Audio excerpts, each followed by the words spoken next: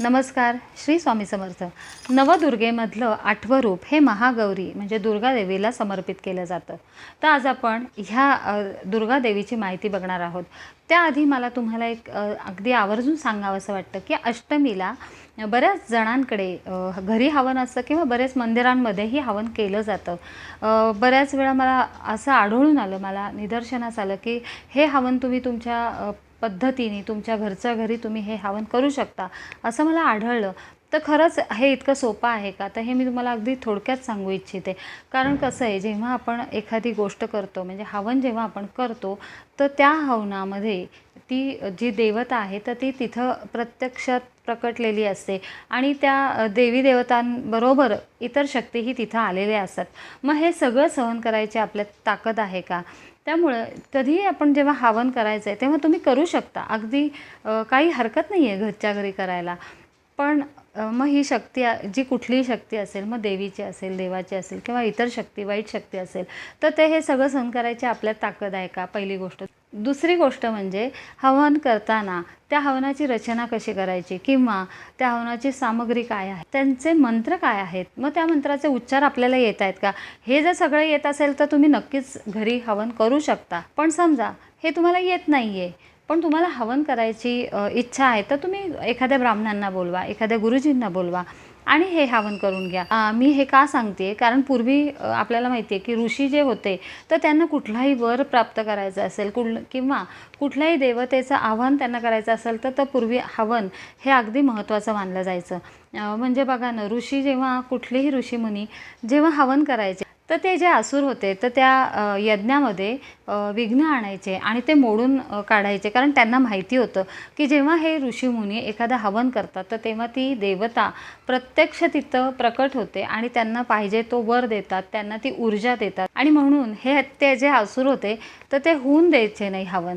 इतकं हवनामध्ये ताकद आहे. आणि म्हणून जेव्हा आपण हवन करणार आहोत तर तेव्हा खरंच आपण जे करतोय ते बरोबर आहे का, एवढं फक्त तुम्ही पडताळून पहा. इथं मी तुम्हाला एक उदाहरण देऊ शकते की जेव्हा भारद्वाज ऋषींबरोबर पांडवांनी हवन केलं होतं तेव्हा भगवान श्रीकृष्णही त्या हवनामध्ये हजर होते आणि त्या हवनामध्ये थोड्याशा त्रुटी राहिल्या होत्या. आणि त्याच्यानंतर आपल्याला माहिती आहे की जेव्हा ते द्यूत खेळायला गेले तर तिथंही त्यांची हार झाली आणि नंतर महाभारत झालं, हे सगळ्यांनाच माहिती आहे. पण तुम्ही म्हणाल की प्रत्यक्ष परमेश्वर असून सुद्धा हे कसं झालं? पण परमेश्वरच त्यांना सगळं माहिती होतं की हे सगळं विधिलिखित आहे, पुढं काय होणार आहे. आणि त्याच्यामुळे ते सुद्धा काहीही न बोलता याच्यात ते सामील झाले आणि त्यांनी ते हवन चालू ठेवलं. ते पण आपल्याला काही एवढं माहिती नसतं. आणि म्हणून मी तुम्हाला इथं हे सांगायचा प्रयत्न करते की तुम्हाला काय, जेव्हा आपण एखादं काही बघतो तर तेव्हा खरंच त्याची पूर्तता होती आहे का, ते खरंच आहे का, तसं ते बघा आणि मगच तुम्ही त्याचा निर्णय घेत जा. पण मला असं वाटलं की जे काही योग्य आहे ते तुमच्यासमोर मांडावं, माझं मत व्यक्त करावं, म्हणून मी हे सांगितलं. शेवटी तुमचं मत आहे की तुम्हाला काय करायचं आहे. चला आता आपण मूळ आपला जो विषय आहे महागौरी, त्याच्याविषयी मी तुम्हाला सांगणार आहे. ही जी महागौरी आहे तर ती 8व्या वर्षी भगवान शंकर आपले पती व्हावे म्हणून ती व्रताला बसली आणि तिने व्रत चालू केलं. या देवीचं रूप जर आपण बघितलं तर ही देवी एकदम तेजस्वी आणि एकदम गोरी अशी महादुर्गेचं, आदिशक्तीचं रूप मानली जाते. या देवीची जर वस्त्र आपण बघितलं, आभूषणं जर बघितली तर ती सुद्धा अगदी श्वेत रंगात, शुभ्र रंगात आपल्याला बघायला मिळतात.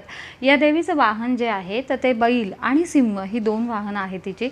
ही देवी चतुर्भुज असून हिच्या उजव्या हाताच्या वरच्या बाजूला त्रिशूळ असून खालचा भाग हा अभयमुद्रेचा आहे व डाव्या बाजूचा जो हात आहे तर ती वरच्या भागात डमरू असून खालचा भाग हा वरमुद्रेचा आहे. तर अशी ही महागौरी आहे. ह्या देवीच्या पूजेमध्ये चमेलीची फुलं तिला वाहिली जातात.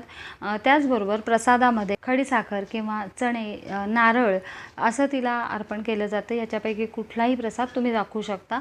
त्याचबरोबर ह्या देवीचं सुवासिनी हे व्रत करत असतात की आपल्याला सौभाग्य प्राप्त होण्यासाठी ते व्रत करतात ह्या दुर्गा देवीचं. आणि हे जे तुम्ही व्रत करणार आहात किंवा हिच्या पूजेमध्ये आपण गुलाबी वस्त्र परिधान करायचे आहेत. त्याचबरोबर अष्टमीला 8 कुमारिका मुलींना बोलून तुम्ही त्यांची पूजा करायची आहे. त्यांना वस्त्र द्या, तुम्ही त्यांची ओटी भरा. तर एवढं महत्त्व ह्या अष्टमीला आहे. हेही तुम्ही करू शकता. ह्या देवीचा मंत्र असा आहे, या देवी सर्वभूतेषु मा गौरी रूपेण संस्थिता, नमस्तस्यै नमस्तस्यै नमस्तस्यै नमो नमः. हा मंत्र तुम्ही एक माळ करू शकता. तर अशी ही दुर्गा देवी आपल्या सगळ्यांना सुख, समाधान, शांती देव, हीच तिच्या चरणी प्रार्थना करून आजचा विषय मी इथंच संपवते. तोपर्यंत धन्यवाद. स्वामी ओम. ह्या चॅनलवर जर कोणी नवीन असाल तर आपल्या चॅनलला लाईक, शेअर, सबस्क्राईब नक्की करा. जास्तीत जास्त लोकांपर्यंत आपला व्हिडिओ जाऊ देत. धन्यवाद. स्वामी ओम.